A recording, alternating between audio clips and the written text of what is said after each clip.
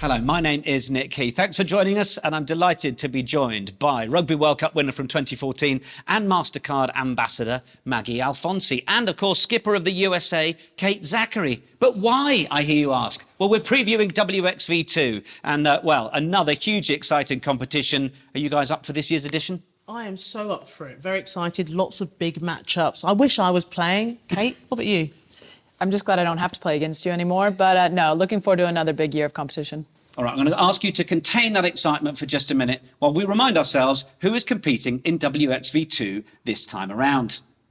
6 teams head to Cape Town for 3 rounds of matches. Australia and Wales have dropped down from WXV 1. The USA have headed in the opposite direction, while Samoa have fallen into WXV 3. So it's Scotland, South Africa and Wales who play Australia, Italy and Japan. Scotland were crowned the inaugural WXV 2 champions last year, but it couldn't have been any closer as they pipped Italy on points difference by just 2. Let's remind ourselves how they did it. A rugby revolution is about to fire its first shot. WXV gets underway today, and it's starting right here in the Western Cape. Surely the overlap has got to be exploited. Scotland move it to Ronnie! Now Pockets to Janssen van Rensburg. It's a hat-trick! To the Mastercard player of the match. Hingano's absolutely tearing it up here today. Hingano is going to take them on. Zackary, try! Oh, look at that line! It's pure power and determination. Lisa Thompson lashes another one home. The WXV2's inaugural edition is won by Scotland's women. So let's start with Scotland, and as lovely as Cape Town is, they might have been hoping to be playing in WXV 1. They find themselves in WXV 2. How do we assess their chances? Well, look, I think they missed out on WXV1 on just a few points. So in the Six Nations, they played against Ireland in the last game and they lost 15-12. So I think they'll be kicking themselves that they missed out on that. But they have an opportunity to defend their title again, and they've got some really key players. So I think they should do pretty well. Yeah, in terms of then where it might be won and lost, who's got to stand up for them? Well, I'm going to say forwards to start off with because I know really you are really a forward, but you like talking about backs as well.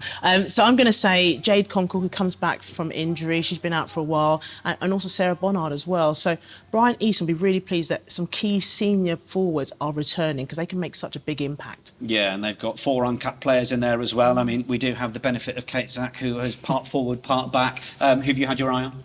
Yeah, I guess I'll take the backs from here. Don't worry. I know that's a thorn place for you.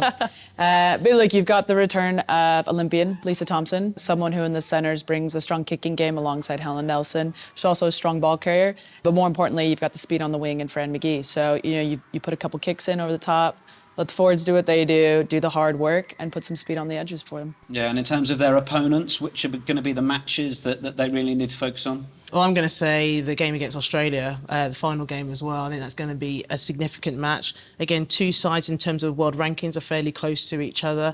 But when we talk about Scotland, they have a very dominant forward pack. Then when we talk about Australia, I guess they're starting to grow and they develop, especially on the Joe Yap. So I'm going to say that fixture. What about you? Yeah, I think it's a tight competition with all the teams. WXV2 is going to be really exciting, but I will have to say I think all eyes are on Scotland and Australia. Well, let's talk about Australia then. 2 wins out of 3 in WXV1 last time, but defeat to the USA in a winless Pacific 4 competition earlier this year. That sees them in this second tier. I think while it might have been winless, Jo Yep had just taken over the program. She's now got 3 more months under her belt with that team, and I like to think that there's going to be a very different team that we see coming out this WXV. But more importantly, you've got 2 standout performances in particular from that US match. Georgie Fredericks. She ran all around us. I think she had a hand in just about every single try of that game, including one of her own. Another flanker, Ashley Marsters, great performance, a strong carrier, and I expect to see the 2 of them go really well this tournament. Yeah, and you mentioned Jo Yap there. Perhaps that Pacific 4 series coming just a little too soon for her impact to be seen. English club rugby fans will know Jo Yap from her time over in England. So, Maggie, do you think that her impact with Australia is really yet to be seen? Yeah, I think it takes time for a new coach to really embed what they want to with a team. You know, Jo Yap has so much expertise, former top athlete, my former teammate and my former captain with England, but also what she's done in England with many players and developed them and brought them through. So I just feel, just give her a bit more time. I truly believe this Australian side could really kick on. But there's some key players that are also out injured. Pippa Duck, their flanker, very experienced player, was the Test captain last year, and she's now out. So I do feel Jo Yap's going to have to rely on some of those younger players to really step up.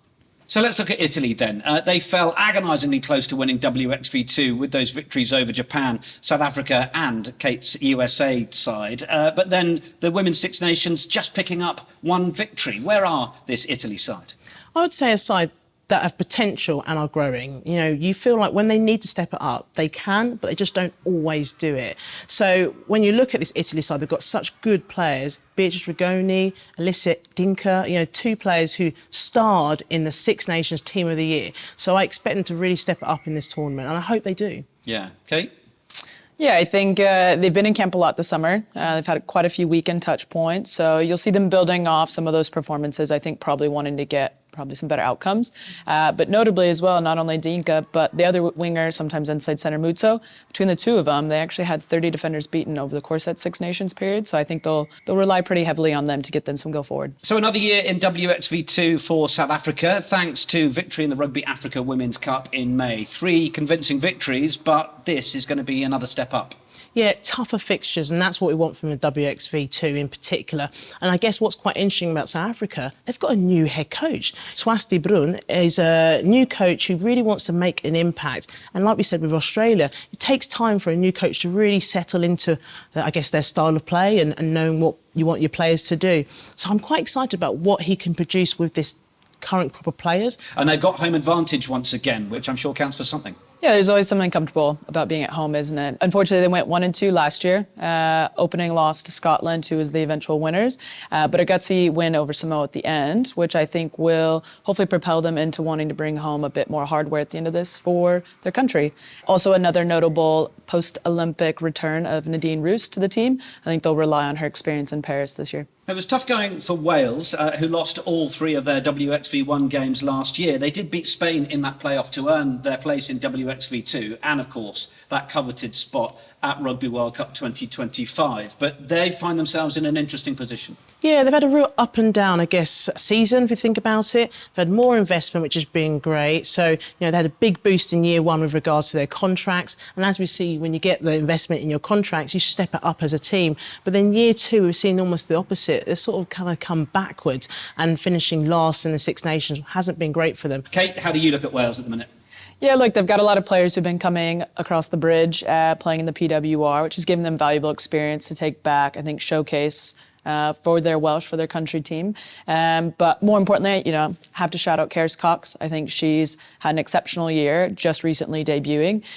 She's got speed, she's got versatility, she plays in the centre, she plays in the wing. So I think if they can unlock her, open her up, give her some space. The forwards, we know what they can do for Wales. They're an extremely strong pack, but if you can get it to the speed on the edge, we'll see some really electric tries for them.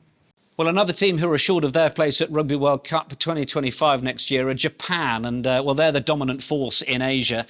Kate, I know that the USA played them in August this year, so perhaps you're best placed to guide us through how Japan are looking. See, it's here for me this time.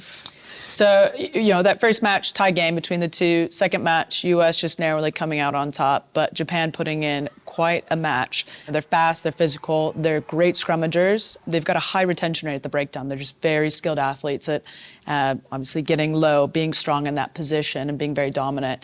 But more importantly, I think it's to note that their fly half, Ayasa Otsuka, you would have seen her with her all-court backline, moves. She was peppering kicks in behind her defensive line. I think if they can utilize that, as well as that strong scrummaging profile, they'll have a really, really good tournament.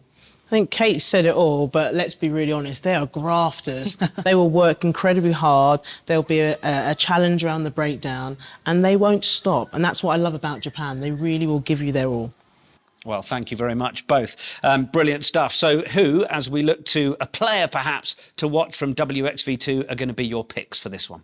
Yeah, I'm going to have to go with Alex Callender from Wales. Taking her term, grafting, she's going to be involved in a lot of stuff in all of their matches. So I'm going to say the player that I mentioned previously from Scotland, Jade Conkle. I mean, outstanding athlete, someone you give her the ball and she will always make some inches. So I'm going to say her. Well, thank you, Maggie and Kate. If that hasn't whetted your appetite for WXV2, then I don't know what will. And don't forget, you can watch all of the matches available for free on Rugby Pass TV. All the action getting underway on Friday, the 27th of September.